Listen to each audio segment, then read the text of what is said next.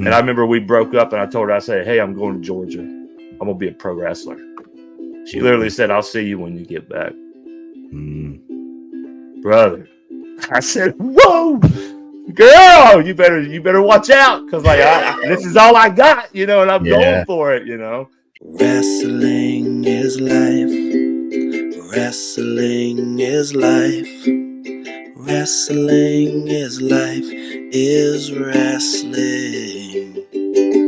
Welcome, everyone, to another episode of Wrestling is Life is Wrestling with Cody Diener. I am Cody Diener, and I am a professional wrestler. I'm a professional wrestling producer with TNA Wrestling. I am a professional speaker. I am also a father to 4 children and a husband to 1 beautiful wife, and I am a podcaster. This is my podcast. If this is your first time joining Wrestling is Life is Wrestling, thank you for joining us. And if you are a returning listener, thanks for coming back and supporting one of the more unique wrestling podcasts out on the market. Why is it unique? Well, because it's not even a wrestling podcast. I don't like to think of it that way. It's a life podcast. We are talking to successful professional wrestlers, but not about their favorite matches or moments in their career. No, we're talking about moments in their life, moments when they knew that they were doing what they were destined to do. How did they become successful? What life moments really meant something to them? And if we can pass on just some of those life lessons and knowledge onto you, the listener, then I'm achieving my goal with this project known as Wrestling is Life is Wrestling. Before we talk about today's wicked awesome guest, my buddy Heath, let me just tell you about something else that's wicked awesome, and that is my sponsor, Rest When Dead Clothing. You can check them out on restwhendead.ca or on Instagram at restwhendeadclothing, and you can pick up some sweet merch. They have signature series shirts by myself, but also not just me, but my buddy Crazy Steve, fellow TNA superstar, as well as fellow TNA superstar Jody Threat. You can check out those signature series shirts as well as all their other merch, like I said, at restwhendead.ca. I'm getting some wicked awesome feedback from fans all over North America when I'm traveling and doing my independent wrestling shows. And I'm working the merch table, one of my favorite things to do. I'm a worker at heart, so I'm selling some Rest When Dead swag at my merch table. And every single time I do, I get 2 pieces of feedback from people that have bought Rest When Dead merch from me. Number 1, they say they always get compliments when they're out and about in their life. They always get compliments about the design of the shirt that they're wearing. People are always asked, hey, what shirt is that? And they just get compliments every single time they go out in public wearing their Rest When Dead stuff. 2, and I've heard this numerous times over and over again, so I'm passing this on to you because I've said it before on the show, but I'm saying it again here because it's the feedback I'm getting. Everyone says this is the most comfortable t-shirt I have ever worn in my life. So it's not Jessica Havoc, who has said that publicly and said that to me numerous times when I see her, but it's also the fans that are getting the Rest When Dead swag. They're putting it on, they're wearing it around, they're loving it. It's their favorite t-shirt that they own. So go check out some of those designs over at restwhendead.ca. They've been a sponsor of mine almost from the beginning. I love my Rest When Dead, and I'm proud to be connected to the Rest When Dead clothing company. Other ways you can support me and the show is by going to prowrestlingtees.com/Cody Diener or go to cameo.com/Cody Diener and get yourself a personal video. Better yet, why don't you head on over to patreon.com/Cody Diener and you can get yourself unedited, commercial-free, full episodes, both video and audio of all of my past guests as well as my current guests. Right now, today, we're going to be doing part 1 with Heath. However, if you want both part 1 and 2 all together, commercial free right now, head on over to patreon.com/Cody Diener and you can get the full conversation with Heath, as well as a bonus story that is exclusive only to my patrons over at patreon.com/Cody Diener. Go check it out. There's free trials. You can sign up, check it out, do a free trial, see if it's worth your while. If it is, consider being a supporter over at patreon.com/Cody Diener. All right, that's enough shilling of my stuff. Let's shill today's guest. We got Heath on the show. Now, I know that there's somebody out there listening to this right now that has a certain perspective on who they think Heath is, or what they think he means to the professional wrestling business. What happens with a lot of wrestlers, and this has happened to me in my career, they get seen in a certain light, and then they're perceived that way by many fans.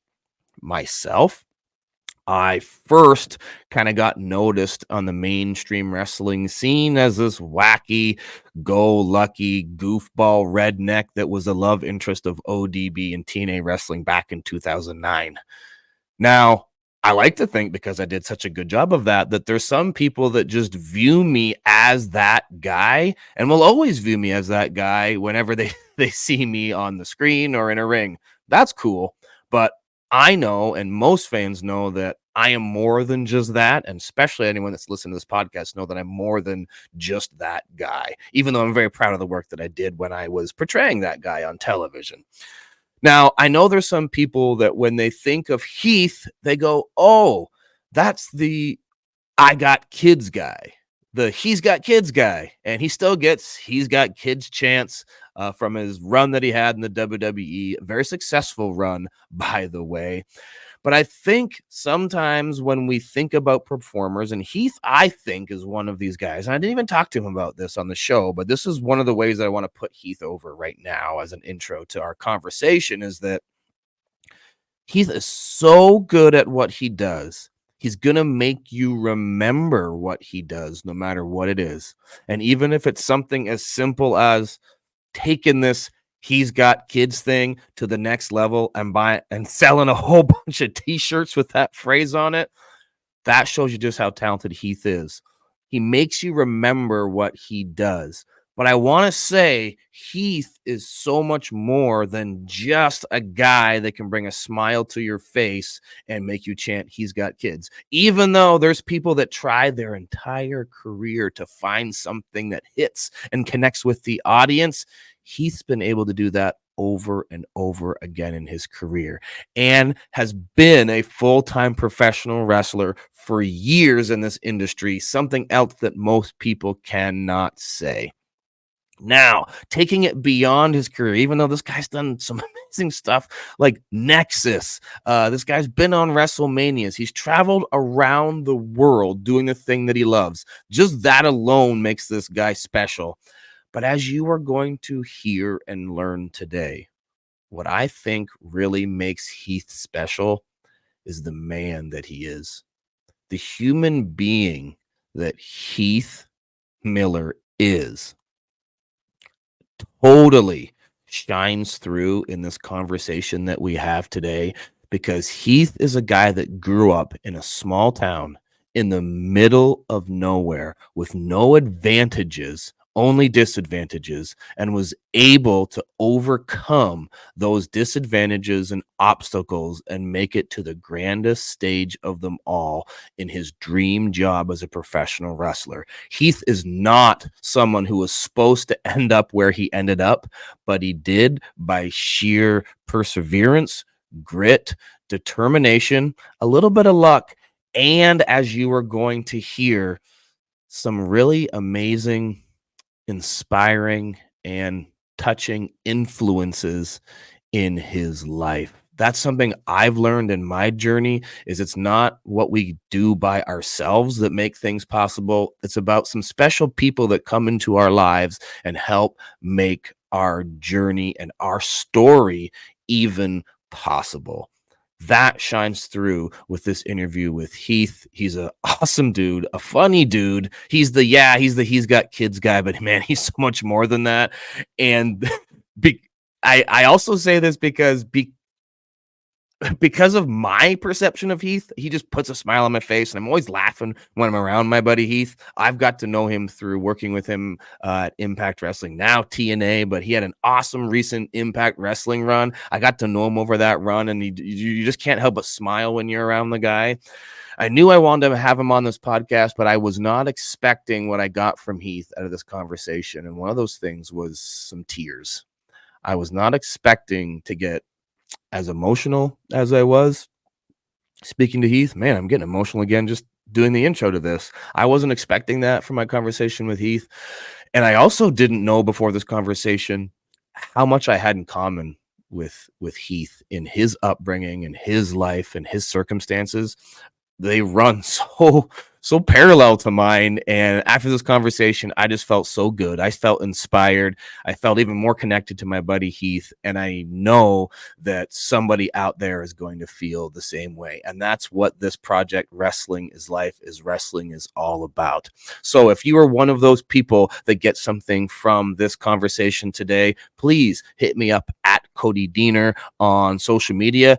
Take a screenshot of this that you're listening to or watching right now, put it up on your socials, and I'll be sure to share it with the world. And if you're even willing to follow us on whatever podcast platform you're listening to this, please do that. Or even better yet, write a review, share with the world how awesome Heath is, how awesome this conversation is, and how much you enjoy this podcast. So without further ado, I don't think I can do a better intro than that in really just putting over not just the wrestler, but the man that we're going to hear from right now. And that is my buddy. And if he's not your friend yet, man, he is soon to be your friend too.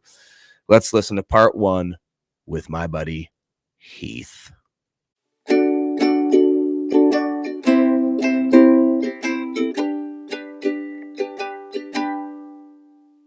All right. Oh, baby. Oh, baby. Oh, Yeah. baby. How you Thanks doing, baby? I'm doing good, man. Thanks for doing this. Man. This has been a making for what, 4 months now? Dude, at least 3? at least Something 4 like months. that? We've Yeah, had our something. technical difficulties. We've had your internet providers, my tech, our schedules. Hey, Yeah. we're just two busy dudes making our way in this crazy life as dads and as wrestlers, and You're damn sometimes right, man. trying to get those schedules to connect can be hard. Trying to figure out this technology is two old farts. It can be hard, I guess, too. All of that's so true. Everything's so true. Exactly. So, but we made it happen. I'm super Oh, yeah. excited that you're here, man. And you didn't hear it, but I just recorded an intro for this interview, and Okay. I put you over for like 5 minutes, bro. Oh, So- baby. I can't wait to hear it. Yeah, man. I just putting you over heavy. So I love it. I love it. but, At least someone is. So I'll put you over heavy here in person. I mean, digitally in person, I guess. While we're here, the reason this has been 4 months in the making is because you're one of the first guys I thought of that I wanted to have on my podcast. Because, brother, yeah? this isn't like I mean, it's a wrestling podcast, but it's not. I'm not going to be talking about, hey, man, tell me about this angle that you guys ran and this dude you worked, and what you're thinking about during the hot comeback. Like, this isn't. It's not one of those deals. It's wrestling is life is wrestling, because I know in my life I see wrestling everywhere, and a lot of the things that I've been able to do successfully in my personal life, my family life, my business life are all because of lessons I've learned through wrestling. Okay. Right. So Yeah. I see these connections all the time. And I'm someone that also listens to a lot of motivational podcasts, business podcasts. And like, I like to figure out why people think the way they think and why they're successful. For sure. And when I hear these things, I realize that's just wrestling. All the stuff they're talking about is like stuff that I've learned through wrestling. So I want to talk to people who are successful, and also people that I like and are my buddies. And I know we're just good dudes in life Mhm. and people I've talked to about life. And you're one of those guys. You know, you're a Mhm. dad. You're just an all around good dude, Yeah. and you're ridiculously successful in this business. And I kind of want to try to get to the bottom of as to why that's the case. And brother. and maybe you can't. I don't want this to feel daunting. You're like, hey man, we're gonna get into the head of Heath today and figure Right? out all the reasons why. Because Damn. I don't even know when I reflect on myself and my story that I go around and share to kids in schools as a speaker. Like part of that is me trying to figure out how I got to where I am. So it's kind of it's just interesting to think about those things. So Mhm. that's some of the stuff I'd like to talk to you about today, Okay. if that's okay. Oh yeah, totally. Okay, so I want to start kind of from the beginning, and hopefully this information that I have is correct because I have on good authority / Wikipedia Yep. that you were born in Pineville, West Virginia. Is that true? I was raised in Pineville. I was born in Beckley. Okay, but 30 minutes from each other. Okay. Yeah. Now I did a little bit of a deeper dive because I'm like Pineville. I've never been to Pineville, and I looked it up. And according to the reports that I was able to find, it said that in 2020, the population of Pineville is only 648 people. Is that true? Is it that small? Brother, it's itty bitty, man. Dude, it is itty bitty. I mean, we've never in our life had a stoplight. It's always been a little intersection stop sign. I mean, if you blinked your eyes driving through it, you'd miss it. That's how little it is. Yeah. So I grew up in a town even smaller than yours, brother. So this is really, yeah. So when I learned this, I was like, oh, dude, I love this stuff because so you get it. I get it. So I grew up in a little port town along the lake, and it has like a population year round of less than 200 people. Okay. There's some, so we've never had a stoplight either. No freaking way. There's some intersections in this little town that don't even have a stop sign. Yeah. It's just like, yeah, figure it out. Yeah. Make sure you don't hit everybody. Don't hit nobody, you know? Yeah. Just figure it out. So true. Was that, so for me, especially as a dad raising kids now, I look back on where I was raised with so many fond memories and an appreciation for growing up in a small town. Yeah. What are your memories of growing up in Pineville? Man, like literally, like you said, 700 people. Everybody knew everyone's business. You had one football league, one basketball. Like everyone knew everybody. Like that's just how it was. And if someone got in trouble, it went down to all the families, and then it went back to the other. You know what I mean? You could not get away with nothing. Nope. I try to tell everybody like the way that I grew up, like my high school days. Was if you ever watched that movie Varsity Blues, it was totally like that. Like it was 100% like that, man. Like the towns would shut down for all the sports games. We would have pep rallies at our school, you know, like it would just be one of those things to where like I just compare it to Varsity Blues and like that's just how I knew life, how I was raised, you know, like, and it was just crazy to me thinking like you're saying that like 700 and some people, you know, in my little town. And it was like when you lived there, like you didn't really have a dream. Like you didn't have the, oh, I'm going to go and do this and do that. You either were going to go to college and get a degree and go somewhere, or you were going to work on the railroad or work in the coal mines, you know? So it was like, you know, it's one of those towns to where like you kind of, when you get raised there, if you don't get out, you stay there. Yeah.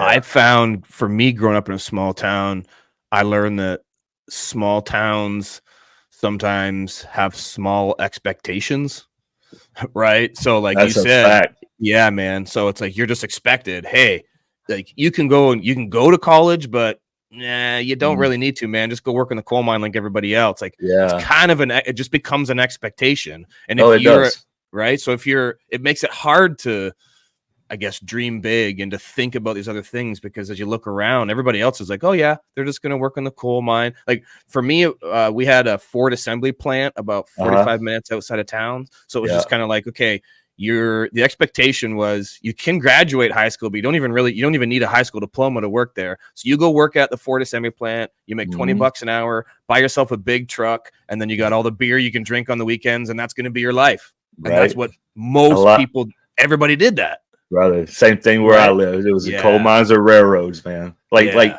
we all had those dreams, but like no one followed them, It was just like, and I believe that like, if you don't have, someone in your corner, someone to help you, someone to give you motivation, give you confidence, like you'll just follow in footsteps like a soldier, Right. Oh, I this is what I got to do. This is what everyone else does, what I mean. And like, don't get me wrong, coal mining is good money, but the lifespan there and how dangerous it is and like all that stuff, it was just like, it's very terrifying too, Was there somebody that you had in your corner that was encouraging to you to make you think outside the box of just being a coal miner? Did you have somebody? Like at the moment, like when I was a kid saying I'm gonna be a wrestler, I've been saying it since I was 5, Me too. 5 years old, dude. Exactly the same. Yes. And it's my grandfather's fault, So my dad and my mom split when I was 2 years old, but my dad just never came back. Like I don't know him, don't know who he is. Like he's just a sperm donor to me. So my grandfather was in that role of like, well, shit, I got a grandson. He's pretty cool, like I'm going to bring him in and put him in some sports, show him how to shoot guns, and then I'm going to take him to see some damn independent wrestling down here at the fire department, Hell yeah. Okay, so, sweet. That was my grandfather. Like he was the man, dude. Like he was the man. I didn't know how much of the man he was until he passed away. Yeah. And then I hear all these stories. I'm just like, shut the hell up. My grandfather wouldn't do that shit. And they're just like, I was there, son. And I'm just like, what? Like, just blows my mind the stories I hear from him. But no, he was the one that actually was in my corner, man. Like, and he's the one that put me in the corner. He's the one that said, hey, kid, watch this shit. These people beat the hell out of each other. And I'm just sitting there like, whoa, this is so cool, So he was the number one that was like in my corner. My mom, of course, like, was giving me the toys when I was a kid and all this stuff. But of course I say I'm going to be a wrestler and they're just like, oh, that's cute. Right. That's so cute. So I think it's a phase you're going to grow out of is what they think. Right. That's 100% fact. 100% fact. Yeah. Yeah. And of course they thought I was going to grow out of it. And there was a time. All right. So I grew up I have papers from my teachers, me saying like in 6th grade, yes, I'm going to become a WWF superstar. I gotta find them somewhere. They're somewhere. That's awesome. Yeah. Well, my grandmother kept all of it. They just kept it all, Yeah. So, shit. What was I about to say? Oh yeah, growing up. So I started playing sports, man. I was in basketball, football, baseball. I had like a good little build on me. I was pretty decent at sports, So then my buddies, we would always backyard wrestle also. So we had a trampoline, we had tires and mattresses underneath it so you won't bounce like everywhere, So talk to me. I'm so envious of you right now because I'm listening to you going, dude, I live the same life on the other side of the continent than Heath. I played basketball, I played football, I played baseball, I wrestled in the backyard, but then you just said you had a trampoline with tires and mattresses, and now I'm envious because we just wrestled on the hard ass ground, bro. We're just suplex each other on the grass. Y'all ECW before ECW. So I love it. Okay. So you had this ring you're built. You're kind of living these dreams on this trampoline. Sorry, I cut you off there. It's great. Yeah, dude. So so it's I'm like envious. I love it. So like we would literally go to the dump and get old tires and get old mattresses, and we get the decent mattresses, and dude, we put them in the back of my papa's truck, and then we drive it to my buddy's house, and that would be our ring, man, like underneath the trampoline and all that. So we had like 4 different names, man. Like I was Fire, I was Booker H, I know, right? I was Tracy Lawrence just because I like the name. And then I had like 2 more characters. I kind of forget them. I was a flamboyant Heavenly Heath was my name. Dude, nice. I took my mom's old curtains and I put over me and I like wore them out. They were like pink with white little tassels, I guess, on baby. it. Oh, brother, it was. And we would go to the flea market every Thursday and get fireworks and stuff. And so we would like have pyro and everything. Oh man, Brother, that's next we level. You got yeah, pyro and everything, bro. yeah, and like I'm mad at myself now, but you remember the old WWF and WCW little titles, the foam belts? Yes. Okay, Of so course. I didn't know they would be like cool nowadays to have because I'm a big kid still. But Yeah. we would take the plastic off of it, but we would get aluminum foil and shingles from the roof. Yeah. Yes. So we would cut the shingles and there'd be 3 title belts, but we would draw on chalk and then cut it out and then put Uh-huh. aluminum foil around it with a marker being like Oh. TV champion. But we had the video camera champion, Yeah. and all Yeah. this stuff. And we would super glue that shit on the titles and come out Yeah. like, crazy shit, man. But Oh just fun man. times. But in that time, I was like in the girls. I was making the newspaper, so I was just like, guys, I'll try, but don't tell nobody. Like don't tell all the people that I'm over here wrestling you guys, and I'm Booker H and I'm the champ. So Yeah. it was like I was kind of embarrassed about it, but then it was like so much fun that I love to do it. Yeah. So I it was understand like that too, man. it's a little Yep. teeter tattle, a teeter Yeah. totter.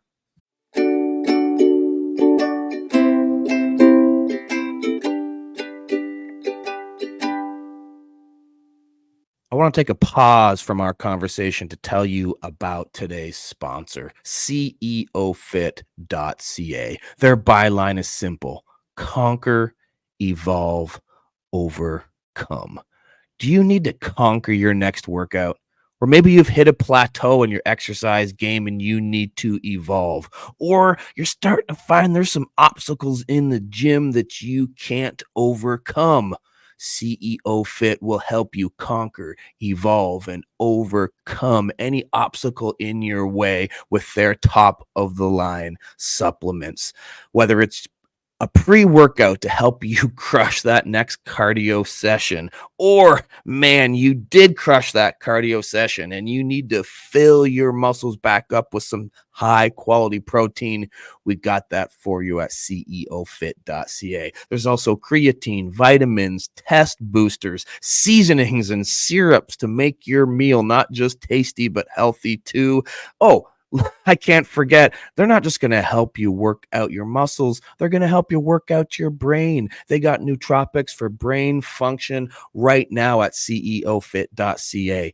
Are you a Canadian that you've listened to commercials like this before and then you jump on the website and realize, wait a minute, this free shipping or cheap shipping that they're talking about doesn't apply to me because I'm Canadian? Well, guess what? ceofit.ca is a proud Canadian company, and we are offering to you Canadian listeners any order over $120, free shipping.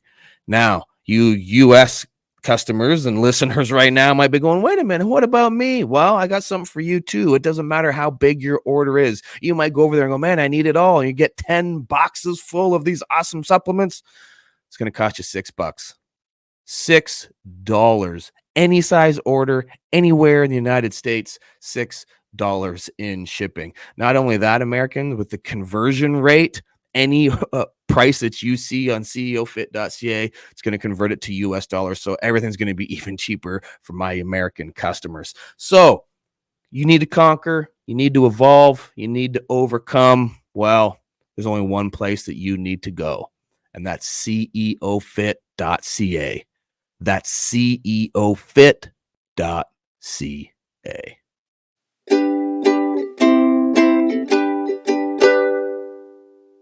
Because I don't know what it is. I mean, wrestling, it kind of got cool like when I was in high school, right, with the Attitude Era and stuff. Of course. It wasn't like you didn't have to be a closet wrestling fan, but other than Yeah. that, like few years, yeah, it's not something where you were like, you could tell a girl in high school, hey man, I'm Booker H the champ, and that's gonna Right? get you a date. It's like, no, man, you got to keep that on the DL. You should come and check out my backyard fed, WVCW. You'll love it. Yeah, not happening. No.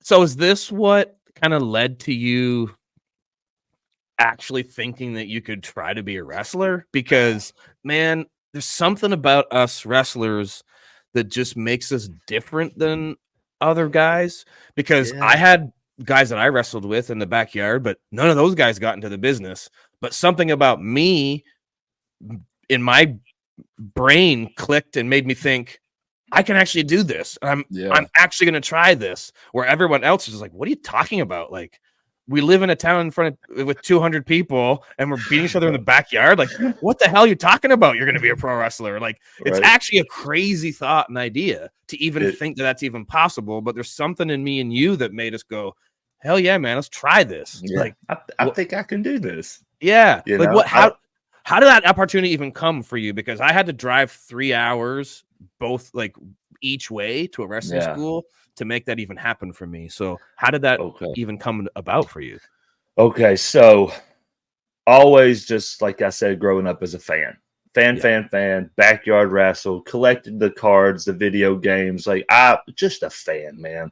But I never was too big of a fan to say I was backyard wrestling type thing. You know what I mean? Because I was like, I was playing all these sports. I was into the girls and all this stuff. So it was one of those things to where I want to say right after high school, I went to college. But one of my buddies had a wrestling ring that he rented, and he put it in a fire department. And he literally, because we all used to backyard together. His name was Matt Hardman, and he was the first guy to ever have like an actual ring in his yard. His dad took telephone poles, cut them in half, 2 of them, cemented them in the ground, measured it out, and then they got tires and put all around it. And then it was like carpet, tarp, and stuff, and they like tied it down. So it was like that was like the first ring that I got in, man-made ring, to where I was just like, holy crap, this is kind of cool. Then fast forward a year, I'm in college playing basketball, but then I get this opportunity to wrestle at this fire department. And with my 2 buddies that I backyard wrestled with my whole life. It was a triple threat match. So Matt Hardman literally calls me when I'm in college and says, hey, man, you want to wrestle? I'm like, well, yeah, of course. So I remember I came back home on the weekend, and this was before I made the ball team too. Okay. So came back home on the weekend just to wrestle a match, and my character was Dr. Love. And yeah, I know, right? And I came out to that song, to the window, to the wall, to the sweat drop down my ball. You know what I mean? So that was my damn entrance music. Yeah. I came out in yellow bright pants, a damn Playboy tank top that I still have downstairs in my garage hanging up beside my practice jerseys. Oh, and yeah. a damn bandana around my neck. Dr. Love. Dr. Love, baby. No, it was, what the hell was I thinking is what it was. But it was one of those things that, like, I have the match on a DVD somewhere. But, dude, it's like so shit, man. Yeah, you can tell it was like, we're kids. We never even took a bump, like an actual bump. We're whipping each other off with the right arm. We're too scared to go to the top rope, so we're on the middle rope jumping. Like, how many people were in the audience? Was there like a crowd? It was literally just our family members. Okay. Like, it was literally my mom, my grandpa, my cousin, just friends. Like, I mean, no one bought a ticket. It was like an opportunity to have a show type thing. Yeah. But yeah, it was just family and friends. That was it. I mean, we might have sold 2 tickets, maybe. Sure. I don't know. But it was like one of those gigs. But that right there, to me, I was just like, holy crap, this is so much fun. But I was like, it's just an afterthought. I'm in college now. So when I get back to college, I tried out for the ball team and I made it. So I'm traveling. I'm not even thinking about wrestling. I'm traveling and doing basketball and trying to worry about grades, which I've never been good at, playing basketball, this and that. Next thing you know, I flunked out of college because my grades wasn't, up to par. Lost a little deal on the basketball schedule or damn little what scholarship thing that they offered me. Lost it, came back home, and I just remember walking to my mom's work, or not walking, I drove home to my mom's work, and I walked in and she's like, the hell you doing? And I'm like, I got kicked out. And she just was like, what the, huh? I said, my I'm out of college. Like I lost everything. Like my grades ain't there. This and that. She was like, "What the hell? You were doing good." I said, "I was, but it ain't like I don't know what to say. Like pretty much, I don't know what to tell her." Being in college, being an athlete, and keeping up grades is not easy, man. Not at all, man. No, You have that to be schedule's heavy. dedicated. Yes. I wasn't disciplined enough then. I wasn't at all. I was more worried about having a good time and playing sports than anything to do with anything I was wanting to learn. That's just where my mind was at the time. I was not disciplined. I was a kid. That's it. Yeah. But it gave me the opportunity to look my mom in the eyes and be like, and she literally said, "Well, what the hell are you going to do now? Go to community college," which she made me go to for like a semester, like 3 months or something. And then I just looked at her. I was like, "I cannot do this anymore." And she was like, "Well, what the fuck do you want to do?" I said, "I want to be a pro wrestler, Mom. That's what I want to do." And she looks at me like I'm an idiot. Like, "What the hell?" He's like, think, really, just think, So I remember going to my papa's house. And I'm guessing on the way up there, my mom calls him and saying, "Oh, your grandson's coming up there. He messed up, da-da-da-da." I get up there. He's just on the front porch, which he's always on the front porch, smoking one of his cigarettes and just chilling like he would. And everyone called him Mayor because he lived up this holler. He's the one that lived there the longest, and everyone respected him because I didn't know he used to be a badass. He just showed me love, man, like pure love. Like, he got on to me to where I got scared a couple times, but it was one of those things where I'm like, damn, okay, like, but he always showed me love, man. And dude, I remember I walked up there and I sat down and I didn't say a word. I just sat there and I was looking off the porch. Man, I can see this in my head right now. And I just remember he said, "So, what are you going to do?" I said, "I don't know, man. I don't know." He said, "Well, what do you want to do?" I said, "I want to be a pro wrestler, Paul." And I always called him Paul. And he was like, "Really?" I said, "Yeah, I think I can be a pro wrestler. I think I can do it." And he was like, "Well, I'm behind you on that. I think you can do it too." Brother, I want to cry. I want to cry right now. Yes. Oh, that's all I needed, man. Yep. That's all I needed. And when he told me that, I just remember looking at him being like, my buddy Michael Cook. I used to backyard wrestle with him. Yeah. My buddy Michael Cook's in Atlanta, Georgia. There's a wrestling home down there. I can get trained by this guy named Mr. Hughes. You remember him? My papa was like, "Of course I know him," Yeah. So it was one of those things like I can get trained by him. This is a school where a lot of people went to WCW, this and that. And my papa was like, "Well, let's see what it's like." And next thing you know, me, my papa, my mom, and my two buddies, BJ and Damon, drove to Atlanta, Georgia, bro. And at this time, like me and my wife right now, Steph, we were high school sweethearts. So during this time, we're like making up, breaking up, bullshit. And I remember we broke up and I told her, I said, "Hey, I'm going to Georgia. I'm going to be a pro wrestler." She literally said, "I'll see you when you get back." Brother, I said, "Whoa, girl, you better watch out. Cause like, this is all I got, and I'm going for it, Yeah. But she literally looked me in my eyes and said, "I'll see you when you get back." And I just was like, okay. Yeah. Little did I know that the fire and the determination and all that shit that I wish I still had in me right now was just, brother, like I'm Mike Tyson in 91. You know what I mean? Like, I'm ready to go and conquer everything. I'm a sponge. I am a dry sponge about to get dropped in the ocean. You know what I mean? And that's how I felt.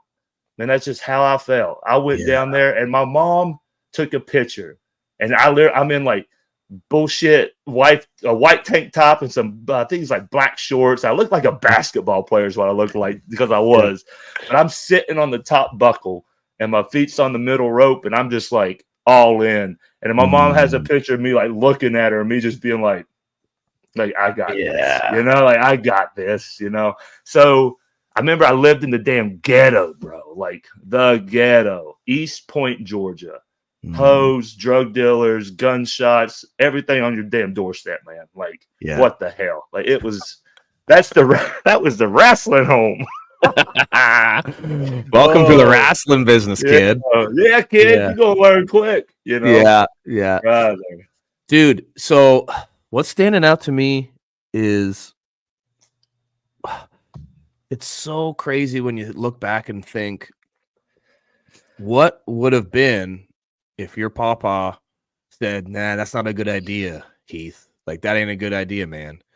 But we don't I don't think we give enough credit to the power of the positive words Oh, of a male role model in our life. that you I mean, you're actually love and respect. yes, all You these know, years later, you're saying that, and it's bringing a tear to your eye. And as soon as you said that, it brought a tear to my eye because I get it, man. Mm. There's the power in that is I can't even put it into words, man. You Like, gotta feel it, man. yeah. Fuck, here I am crying. What the hell? I'm just always a sensitive fuck, man. Well, Ugh. we both got girls, man. So I when we know, man. that just Woo. it hits me different, It and does. it's not even just the fact that Mm. him saying that made you go, okay, maybe I'll try it. Him saying that made you become 1991 Mike Tyson and go, fuck yeah, I'm gonna fucking conquer this shit now. Damn Like, right, man. right? Like that power in 100%. that just goes through you because you got a man that you love and respect that Mhm. man honors your dream and says, Yeah. go Mm. forward. Like, You got man, this. you I got your can't, back. yes, you can't underestimate the power in that. And if No. somebody listening to this right now, as a man with a son, or your grandpa, or you're a mentor to any kid, Yeah. know that the strength in your words, just one simple, I think you can do that, can change somebody's life forever. It's a fact. It literally changed your life forever. If that wasn't Change. said, we wouldn't even be sitting here right now, man. Dude, you're damn right. You're damn Yeah. right. Because if he didn't,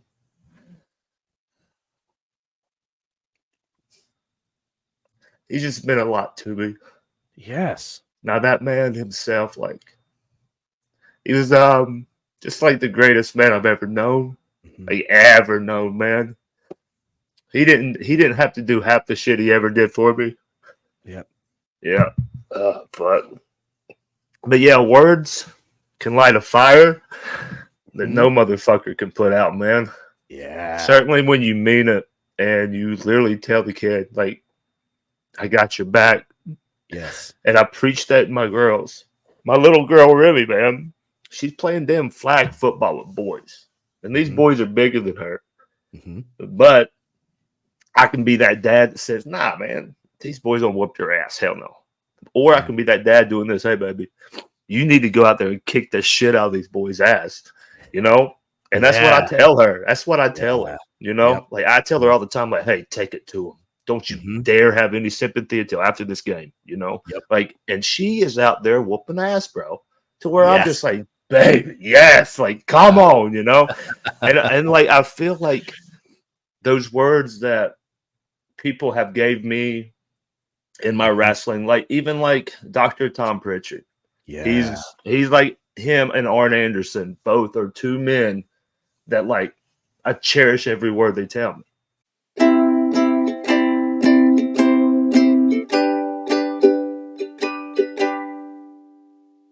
That's going to do it for another episode of Wrestling is Life is Wrestling with Cody Diener and with my friend Heath. What did I tell you guys at the top of the show? Heath isn't just an awesome talent in the wrestling business. He's not just somebody that brings a smile on your face and just draws you into what he does on the screen, you know, when he's in the ring performing. He's an awesome dude. He's such a good human being, which is the number one reason why I wanted to have him on Wrestling is Life is Wrestling before I even knew really the details of his story that I learned today in this conversation and has just inspired me so much and made me love Heath even more. I just wanted to have him on here because I know he has a unique story, but I didn't realize that it was as unique and really touching as what I learned here today in this conversation. So if you enjoyed this conversation, please take a screenshot, put it up on your social media, tag me in it, tag Heath in it, let us know what you thought, and share and spread the love of this project we got going on, which is Wrestling is Life is Wrestling. If you are getting to the end of this episode right now and going, man, that was just part one. I need to listen to part two. And man, I got to wait till next Thursday for part two to drop. Well, technically, no, you don't. You can go to patreon.com/Cody Diener right now, and you can get part two with Heath early and ad free. You can get our full conversation, no commercials, no edits, no intro, no outro. It's there, the raw footage right now, early and ad free, both in video and audio format on patreon.com/Cody Diener. Why don't you go sign up for a free trial, check it out, see if you like it, and then stick around as a supporter and a patron over at patreon.com/Cody Diener. There's also a really funny and awesome bonus story from my buddy Heath up on patreon.com/Cody Diener right now. Also, don't forget to check out our sponsors, some dedicated sponsors of the show, one being Rest When Dead Clothing Company. Rest When Dead Clothing on Instagram, restwhendead.ca. Pick yourself up some wicked awesome swag and super comfy t-shirts from myself, Jody Threat, Crazy Steve, and some other great Rest When Dead swag. That's going to do it for another episode of Rest When Dead. Another episode of Rest When Dead Clothing. No, I mean, I'm just hyping them so much. I'm used to saying it so much. Let's just say that's another episode of Rest When Dead Clothing presents Wrestling is Life is Wrestling with Cody Diener. And before I go, I just want to say I've been doing a lot of indies recently. I'm seeing some fans that are really coming up to me and not just sharing how much they love what I'm doing in the ring or what I'm doing with TNA wrestling, but they're saying that they're enjoying listening to this podcast. So I appreciate each and every one of you that have come up to me and said, hey, Cody, love the podcast. Keep giving it to us. This isn't easy. I mean, I'm a one-man band. Heath was in a three-man band. I'm a one-man band when it comes to this podcast. I do all the editing. I do all the promotion. I do all the production. I do all the sponsorships, getting those lined up, making this thing happen, doing all the Patreon stuff. It's just me. It's just me, and no one else is doing it. So it takes a lot of time for me to bring this to you. And sometimes it's like, man, do I want to keep doing this? Do I want to keep putting in the time, getting these recordings, doing the editing, pushing this out? And if you're a content creator, you're a podcaster, you know what I'm talking about. Some days you question whether or not it's worth it. And then you have somebody come up to you. For me, it's someone come up to me at the show and telling me how much a conversation that they listened to, how much it meant to them. And it reminds me, okay, that's why I'm doing this. That's why I started this project in the first place. And that's why I want to keep doing this. So if you have come up to me and complimented me and what I'm doing with this project, thank you. And I'm looking forward to doing more. And if you want to bring me to your wrestling show so that I can have more conversations like the ones I've been having at the merch table, then hit me up. Book Cody at CodyDiener.com. That's book Cody at CodyDiener.com. I'm taking independent bookings now, and I'd love to bring my love of professional wrestling to your show. If you want to advertise on this podcast, get my kids to maybe read a silly commercial for you, or I can do it too. I do ad reads. I got different ways of I can promote your business through both my social media and my podcast. Hit me up. Ads at CodyDiener.com. That's ads at CodyDiener.com. Or if you want to add a date at your school to my already busy schedule of dates that I have for my motivational speaking, I travel all across North America going into schools, sharing my journey in professional wrestling and the lessons I've learned along the way with youth across the nation. If you are interested or want to inquire about, man, that sounds like an interesting thing for my students at my school, or I'm a parent and I sit on a PTA or PTO parent council at my school, and I think that would be an awesome idea. If you're sitting there and you never even had that idea till boom right now, hit me up. Head on over to chrisgrayspeaks.com. That's Gray with an A, chrisgrayspeaks.com. You can learn more about the programs that I offer schools, and my contact information is right there at chrisgrayspeaks.com. I'd love to work with the youth at your school or in your community and try to spread some love and positivity through the storytelling that I do at schools. Speaking of storytelling, we're going to continue the story of Heath next week in part 2. And when you come back to listen to part 2 with my buddy Heath, you're going to fall in love with him all over again. And you're definitely going to know by the end of that conversation the same thing that we learn every week. And that is that wrestling is life is wrestling. We'll see you next week, guys. Wrestling is life. Wrestling is life. Wrestling is life is wrestling.